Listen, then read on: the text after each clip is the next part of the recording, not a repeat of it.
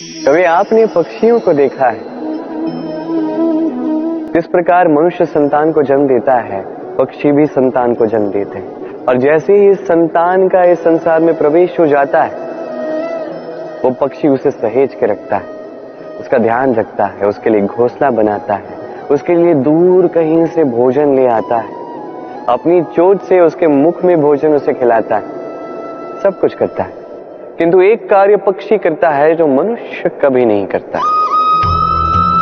जब पक्षी को लगता है कि उसकी संतान अब बड़ी हो चुकी है, उसे स्वयं उड़ना सीखना होगा, उसे स्वयं आत्मरक्षा सीखनी होगी, भोजन का प्रबंध करना सीखना होगा, तो वो पक्षी अपनी संतान को घोंसले से बाहर कर देता है।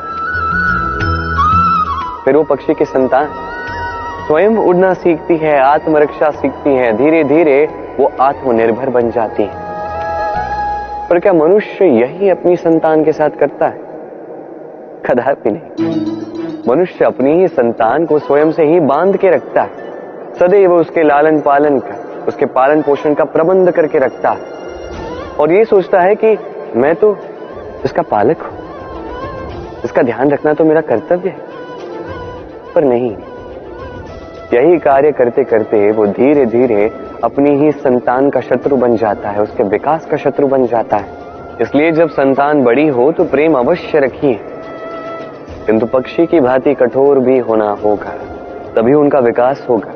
उन्हें अपनी पीड़ा स्वयं सहने दीजिए, सीखने दीजिए जीवन के अनुभव क्या होते हैं, तभी उनका विकास होगा। अन्यथा वो संतान आप पर जीवन भर बोझ बनकर रहेगी और आप उसके विकास पर जीवन भर बाधा बन के रहेंगे। और मुझे नहीं लगता आप ये चाहते होंगे। क्यों? आइए और मेरे साथ प्रेम से कहिए, राधे राधे। हम सभी जीवन में चाहते हैं कि हमें सफलता मिले, हम चाहते हैं कि इस संसार में हमारा यश फैल जाए, हम चाहते हैं कि हम चर्चित हो। किंतु चाहने से क्या होता है?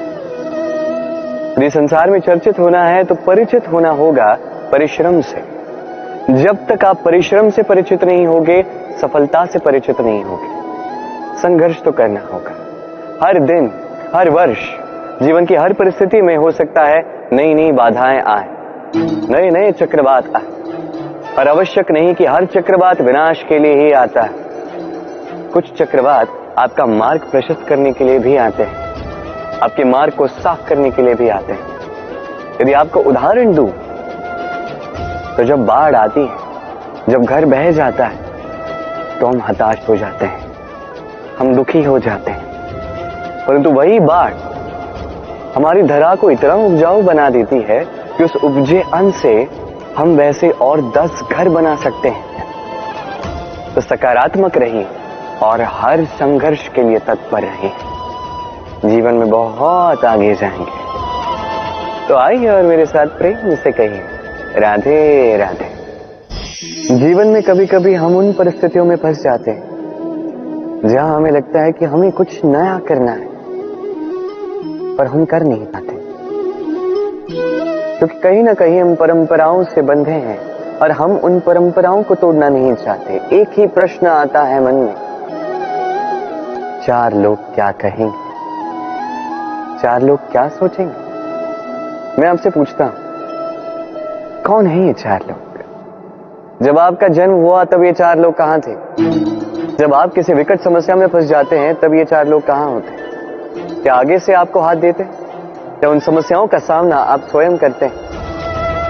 इन 4 लोगों की चिंता त्यागिए। यदि आपको जीवन जीना है तो चिंतन कीजिए कि जीवन में क्या शुभ है और क्या शुभ कर सकते हैं। यदि वो धारा के विपरीत बहता है तो संघर्ष कीजिए, किंतु 4 लोगों की चिंता मत कीजिए। ये सोचिए कि जीवन में आप कौन से शुभ कार्य कर सकते हैं। ये सोचिए कि कहीं कोई आपने ऐसा कर्म तो नहीं कर दिया जिसके कारण किसी का हृदय आहत हुआ है। शुभ पे अपना ध्यान केंद्रित कीजिए, आपके जीवन में सब कुछ शुभ ही शुभ होगा। तो आइए और मेरे साथ प्रेम से कहिए, राधे राधे। आजकल आपने देखा होगा, माता पिता संतान से केवल प्रेम ही नहीं करते, उनके मुंह में पड़ जाते हैं। विद्यालय भी भेजते हैं तो सारी सुख सुविधाओं के साथ प्रयास करते हैं कि सदैव संतान उनकी दृष्टि के समक्ष ही रहे। किंतु भूल जाते हैं एक अत्यंत महत्वपूर्ण बात कि संतान को एक नया दृष्टिकोण देना भी तो उन्हीं का कर्तव्य है। इसलिए तो पुरातन काल में शिष्यों को गुरुकुल भेजा जाता था, गृह से दूर, क्योंकि गृह त्याग संतान के लिए, एक शिष्य के लिए अत्यंत शुभ लक्षण होता है। जब वो अपनों से दूर, गृह क्लेश से दूर रहेगा, तब वो इस संसार को स्वयं अपनी दृष्टि से देखेगा, परखेगा, समझेगा और सब कुछ स्वयं ही सीखेगा। सीख जाएगा कि कब आक्रमण करना है, कब पीछे हटना है, कैसे इस संसार का सामना करना है। और ये आपकी दृष्टि उसे नहीं सिखा सकती, इसका अनुभव ही उसे सिखा सकता है। इसलिए स्मरण रखिए, यदि आप चाहते हैं कि आपके संतान का विकास हो तो कई बार उसे स्वयं से दूर ले जाना पड़ता है। स्वयं मोह में रहेंगे तो उसका विकास कभी नहीं होगा। तो आइए और मेरे साथ प्रेम से कहें राधे राधे। कभी कभी मनुष्य को लगता है कि वही सबसे अधिक शक्तिशाली है, उसमें ज्ञान है। देखिए, ये अच्छी बात है कि आप में शक्ति हो, ज्ञान हो, और ये केवल आपके लिए ही नहीं, ये समस्त समाज के लिए, देश के लिए, अपितु समस्त वसुधा के लिए आवश्यक है। किंतु आवश्यक है ये बात भी समझना कि ये ज्ञान कभी अभिमान ना बन जाए। जब मनुष्य में ज्ञान होता है तो वो राम बन जाता है। राम जो समुद्रों पर सेतु बनाता है, वानर सेना से राक्षस राज को पराजित करता है और सदा सदा के लिए सभी के लिए आदर्श बन जाता है।